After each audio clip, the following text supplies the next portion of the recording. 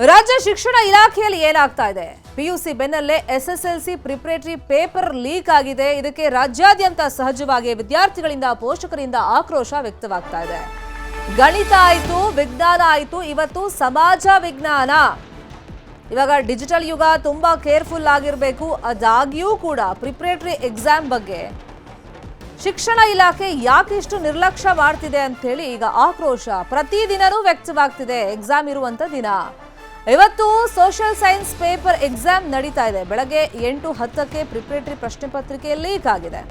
ಪರೀಕ್ಷೆ ಶುರುವಾದ ಮೇಲೆ ಆ ಕ್ವೆಶ್ಚನ್ಗಳನ್ನ ಕಂಪೇರ್ ಮಾಡಿದಾಗ ಹೌದು ಇದು ಮುಂಚೆನೆ ಲೀಕ್ ಆಗಿತ್ತು 8 ಗಂಟೆ ಅಷ್ಟೊತ್ತಿಗೆ ಅನ್ನೋದು ಕನ್ಫರ್ಮ್ ಆಯಿತು. ಹಾಗಾದ್ರೆ ಏನು ಮಾಡ್ತಾ ಇದ್ದಾರೆ ಶಿಕ್ಷಣ ಇಲಾಖೆ ಸಚಿವರು ಮಧು ಬಂಗಾರಪ್ಪ? ಬೋರ್ಡ್ನ ಉನ್ನತ ಅಧಿಕಾರಿಗಳು ಏನು ಮಾಡ್ತಾ ಇದ್ದಾರೆ? ಪಿಯುಸಿದು ಕ್ವೆಶ್ಚನ್ ಪೇಪರ್ ಲೀಕ್ ಆದಾಗಲೇ ಎಚ್ಚೆತ್ತುಕೊಳ್ಬೇಕಾಗಿತ್ತಲ್ವಾ? SSLC ಇದ್ರ ಬೆನ್ನಲ್ಲೇ ಇದೆ. SSLC ಮಕ್ಕಳಿಗೂ ಹಿಂಗಾಗಬಾರ್ದು ಅಂತ ಹೇಳಿ ಒಂದಿಷ್ಟು ಮುನ್ನೆಚ್ಚರಿಕೆ ಕ್ರಮಗಳನ್ನ ಕೈಗೊಳ್ಳಬೇಕಾಗಿತ್ತು. ಪಿಯುಸಿಯ ಮೊದಲ ಪ್ರಶ್ನೆ ಪತ್ರಿಕೆ ಸೋರಿಕೆ ಆದಾಗಲೇ ನ್ಯೂಸ್ 18 ಈ ಬಗ್ಗೆ ಎಚ್ಚರಿಸಿತ್ತು. ಆದರೂ ಕೂಡ ಸಚಿವರೂ ಸೇರಿದಂತೆ ಶಿಕ್ಷಣ ಇಲಾಖೆಯ ಅಧಿಕಾರಿಗಳು ದಿವ್ಯ ನಿರ್ಲಕ್ಷ್ಯವನ್ನ ತಾಳಿದ್ದಾರೆ. ಇದರಿಂದ ಸಹಜವಾಗಿ ಪೋಷಕರಿಗೂ ಆಕ್ರೋಶ ವ್ಯಕ್ತವಾಗ್ತಿದೆ, ವಿದ್ಯಾರ್ಥಿಗಳು ಅಷ್ಟೇ. ಇಲ್ಲಿ ಪ್ರತಿಭಾವಂತ ವಿದ್ಯಾರ್ಥಿಗಳು, ಕಷ್ಟಪಟ್ಟು ಓದಿರುವಂತಹ ವಿದ್ಯಾರ್ಥಿಗಳು ಸಹಜವಾಗಿ ತಮ್ಮ ಆಕ್ರೋಶವನ್ನ ವ್ಯಕ್ತಪಡಿಸ್ತಾ ಇದ್ದಾರೆ.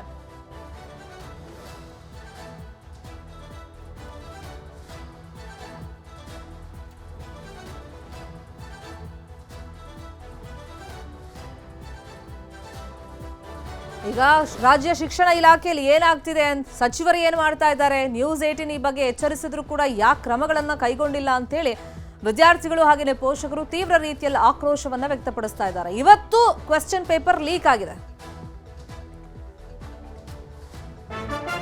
ಇನ್ನು SSLC ಪ್ರಿಪರೇಟರಿ ಪ್ರಶ್ನೆ ಪತ್ರಿಕೆ ಸೋರಿಕೆ ಪ್ರಕರಣ ಎಷ್ಟು ಗಂಭೀರವಾಗಿ ಪರಿಗಣಿಸಿದೆ ಹಾಗಾದ್ರೆ ಶಿಕ್ಷಣ ಇಲಾಖೆ? ಪ್ರತಿದಿನನೂ ಆಗ್ತಿದೆ. ಪಿಯುಸಿದು ಆಯ್ತು, ಈಗ SSLC ಸರದಿ, SSLC ಪ್ರಶ್ನೆ ಪತ್ರಿಕೆನೂ ಸೋರಿಕೆ ಆಗ್ತಾ ಇದೆ. ಈ ಪ್ರಕರಣವನ್ನ ನಾವು ಗಂಭೀರವಾಗಿ ಪರಿಗಣಿಸಿದ್ದೀವಿ ಅಂತೇಳಿ ಶಿವಮೊಗ್ಗದಲ್ಲಿ ಶಿಕ್ಷಣ ಸಚಿವ ಮಧು ಬಂಗಾರಪ್ಪ ಹೇಳಿಕೆಯನ್ನ ಕೊಟ್ಟಿದ್ದಾರೆ. SSLC ಪ್ರಶ್ನೆ ಪತ್ರಿಕೆ ಸೋರಿಕೆ ಬಗ್ಗೆ ತನಿಖೆ ಶುರುವಾಗಿದೆ. ಯಾರ ಮೊಬೈಲ್ ಕೋಡ್ನಿಂದ ಸೋರಿಕೆ ಅಂತೇಳಿ ತನಿಖೆ ಶುರುವಾಗಿದೆ. ಇದು ರಿಪೀಟ್ ಆಗದ ರೀತಿಯಲ್ಲಿ ನಾವು ಸೂಕ್ತ ರೀತಿಯಲ್ಲಿ ಕ್ರಮವನ್ನ ಜರುಗಿಸ್ತೀವಿ ಅಂತ ಹೇಳಿದ್ದಾರೆ. ಪ್ರತಿದಿನನೂ ಆಗ್ತಿದೆ, ಅದು ಏನು ಕ್ರಮ ಜರುಗಿಸ್ತಾರೋ ಗೊತ್ತಿಲ್ಲ. ಪೇಪರ್ ಲೀಕ್ ಆದ ಸಮಯ ನೋಡಿ ತನಿಖೆ ಮಾಡ್ತೀವಿ ಅಂತ ಹೇಳಿದ್ದಾರೆ.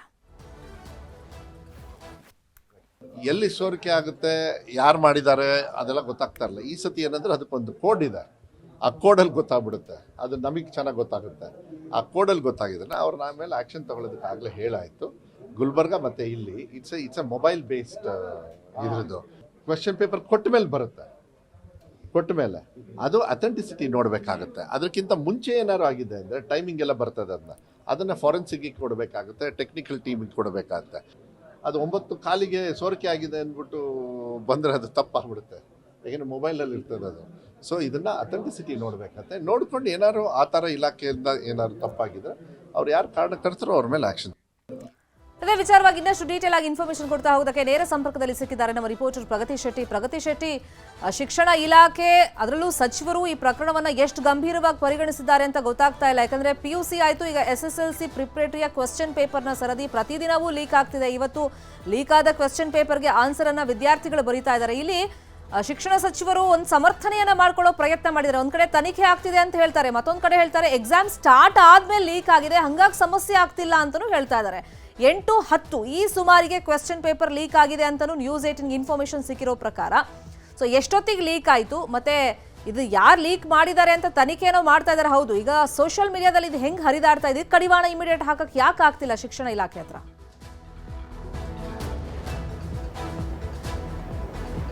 ಶರ್ಮಿತಾ ಶೆಟ್ಟಿ, ಎಕ್ಸಾಮ್ ಶುರುವಾಗೋದು, ಪ್ರಿಪರೇಟರಿ ಎಕ್ಸಾಮ್ ಶುರುವಾಗೋದು 10 ಗಂಟೆಗೆ ಶುರುವಾಗೋದು. ಇಲ್ಲಿ ಕ್ವಶನ್ ಪೇಪರ್ ಲೀಕ್ ಆಗ್ತಾ ಇರೋದು 8 ಗಂಟೆ, 8:05, 8:10. ಅಂದ್ರೆ ಈ ಸಂದರ್ಭದಲ್ಲಿ ಕ್ವಶನ್ ಪೇಪರ್ ಲೀಕ್ ಆಗ್ತಾ ಇರೋದು. ಇಲ್ಲಿ ಗಮನಿಸಬೇಕಾಗಿರೋದು, ಮಕ್ಕಳಿಗೆ ಎಕ್ಸಾಮ್ ಹಾಲ್ ನ ಒಳಗಡೆ ಹೋಗೋದಕ್ಕೆ 8:10ರಿಂದ 10 ಗಂಟೆವರೆಗೂ ಟೈಮ್ ಸಿಗುತ್ತೆ. ಆ ಗ್ಯಾಪ್ ಅಲ್ಲಿ ಎಲ್ಲರೂ ಕೂಡ ಕ್ವಶನ್ ಪೇಪರ್ ನ ನೋಡ್ಕೊಂಡು ಆರಾಮ್ಸೆ ಎಕ್ಸಾಮ್ ಅನ್ನ ಬರೀತಾ ಇದ್ದಾರೆ.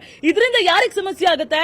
ಪ್ರಾಮಾಣಿಕವಾಗಿ ಓದಿ ಎಕ್ಸಾಮ್ ಅನ್ನ ಬರೆಯುವಂತಹ ವಿದ್ಯಾರ್ಥಿಗಳಿಗೆ ಸಮಸ್ಯೆ ಆಗ್ತಾ ಇದೆ ಅನ್ನೋದು ಪೋಷಕರ ಒಂದು ಆರೋಪ, ಜೊತೆಗೆ ಬಹುತೇಕ ಪ್ರಾಮಾಣಿಕ ವಿದ್ಯಾರ್ಥಿಗಳ ಅಳಲು ಕೂಡ ಇದೆ. ಇಲ್ಲಿ ಇನ್ಸ್ಟಾಗ್ರಾಮ್ ಅಲ್ಲಿ ಲೀಕ್ ಆಗ್ತಾ ಇದೆ. ಒಂದೇ ಐಡಿಯಿಂದ ಕಳೆದ 5 ಸಬ್ಜೆಕ್ಟ್ ಕೂಡ ಲೀಕ್ ಆಗಿದೆ. ಅದೇ ಐಡಿಯಿಂದ ಇವತ್ತು ಕೂಡ ಅದೇ ಸಬ್ಜೆಕ್ಟ್ ಲೀಕ್ ಆಗುತ್ತೆ ಅಂತ ನಮಗೆಲ್ಲ ಗೊತ್ತಿರೋ ವಿಚಾರ ಶಿಕ್ಷಣ ಸಚಿವರಿಗೆ ಗೊತ್ತಿಲ್ವಾ ಅನ್ನುವಂತಹ ಪ್ರಶ್ನೆ ಇದೆ. ಅದ್ರ ಜೊತೆಗೆ ಅದೇ ಐಡಿಯಿಂದ ಕಂಟಿನ್ಯೂಸ್ ಆಗಿ ಎಕ್ಸಾಮ್ ಕ್ವಶನ್ ಪೇಪರ್ ಲೀಕ್ ಆಗ್ತಾ ಇದೆ ಅಂತ ಗೊತ್ತಿದ್ರು ಕೂಡ ಆ ಐಡಿಯನ್ನ ಯಾಕಿನ್ನು ಬ್ಲಾಕ್ ಮಾಡಿಲ್ಲ ಅನ್ನುವಂತಹ ಪ್ರಶ್ನೆ ಕೂಡ ಇದೆ. ವಿದ್ಯಾರ್ಥಿಗಳಿಗೂ ಗೊತ್ತು ಈ ಐಡಿಗೆ ಹೋಗಿ ಮೆಸೇಜ್ ಮಾಡಿದ್ರೆ ನಮ್ಮ ಕ್ವಶನ್ ಪೇಪರ್ ಸಿಗುತ್ತೆ ಅಂತ. ಸೊ ಬಹುತೇಕ ಜನ ಕಾಯ್ತಾ ಇದ್ರು ಕೂಡ ಆತ ಏನೋ ಇಷ್ಟೆಲ್ಲ ಸುದ್ದಿ ಆಗ್ತಾ ಇದ್ರು, ಇಷ್ಟೆಲ್ಲ ಈ ವಿಚಾರದ ಬಗ್ಗೆ ರಾಜ್ಯ ಮಟ್ಟದಲ್ಲಿ ಚರ್ಚೆ ಆಗ್ತಾ ಇದ್ರು, ಯಾವುದೇ ರೀತಿಯ ಭಯ ಇಲ್ಲದೆ ನಿರ್ದಾಕ್ಷಿಣ್ಯವಾಗಿ ಆತ ಒಂದು ಕ್ವಶನ್ ಪೇಪರ್ ಅನ್ನ ಯಾವುದೇ ಮುಲಾಜಿಲ್ದ ಆತ ಕ್ವಶನ್ ಪೇಪರ್ ಅನ್ನ ಹಂಚ್ಕೊಂಡಿದ್ದಾನೆ. ಸೊ ಇದ್ರ ಬಗ್ಗೆ ಶಿಕ್ಷಣ ಸಚಿವರು ಕೊಡುವಂತಹ ಉತ್ತರ ಬಹುಶಃ ಅವರಿಗೆ ಸರಿ ಅನಿಸಬೇಕು. ಪೋಷಕರ ವಲಯದಲ್ಲೂ ಕೂಡ ಇದೇ ಚರ್ಚೆ ಆಗ್ತಾ ಇರೋದು. ಅವ್ರು ಕೊಡುವಂತಹ ಉತ್ತರ ಸಮಂಜಸವಾಗಿಲ್ಲ ಅನ್ನುವಂಥದ್ದೇ ಸದ್ಯ ಚರ್ಚೆ ಆಗ್ತಾ ಇರೋದು. 10 ಗಂಟೆ ಎಕ್ಸಾಮ್ ಆಗಿ 10:01ಕ್ಕೆ ಕ್ವಶನ್ ಪೇಪರ್ ನ ಇನ್ಸ್ಟಾಗ್ರಾಮ್ ಅಲ್ಲಿ ಹಾಕೊಂಡ್ರೆ ಅದನ್ನ ಲೀಕ್ ಅಂತ ನಾವೇ ಯಾಕೆ ಹೇಳ್ತಾ ಇದ್ವಿ? ಲೀಕ್ ಅಂತ ಹೇಳ್ತಾ ಇರಲಿಲ್ಲ. 8 ಗಂಟೆಗೆ ಕ್ವಶನ್ ಪೇಪರ್ ಹರಿದಾಡ್ತಾ ಇರುವಂತಹ ಕಾರಣವೇ ಪ್ರಶ್ನೆ ಪತ್ರಿಕೆ ಲೀಕ್ ಅಂತ ನಾವು ಹೇಳ್ತಾ ಇರುವಂತದ್ದು. ಸೊ ಕಳೆದ ಹಲವು ದಿನಗಳಿಂದಲೂ ಕೂಡ ಈ ರೀತಿಯಾಗಿ ಆಗ್ತಾ ಇದೆ. ದ್ವಿತೀಯ ಪಿಯುಸಿಯ ಪ್ರಶ್ನೆ ಪತ್ರಿಕೆ ಲೀಕ್ ಆಗಿರೋದನ್ನು ಕೂಡ ಅಲ್ಲಿನ PU ಬೋರ್ಡ್ ನ ಡೈರೆಕ್ಟರ್ ಒಪ್ಕೊಂಡಿದ್ದಾರೆ. SLCಯ ಪ್ರಶ್ನೆ ಪತ್ರಿಕೆ ಇವತ್ತು ಕೂಡ ಲೀಕ್ ಆಗಿತ್ತು. ಅದನ್ನು ಕೂಡ ಕನ್ಫರ್ಮೇಶನ್ ಗೆ KSEB ಅಧ್ಯಕ್ಷರ ಪ್ರಕಾಶ್ ಅವರ ಹತ್ರ ನಾವು ಮಾತಾಡಿದಾಗ ಅವರು ಕೂಡ ಹೌದು ಲೀಕ್ ಆಗಿದೆ, ಇದಕ್ಕೆ ಸಂಬಂಧಪಟ್ಟ ಹಾಗೆ ಇನ್ವೆಸ್ಟಿಗೇಷನ್ ಆಗ್ತಾ ಇದೆ.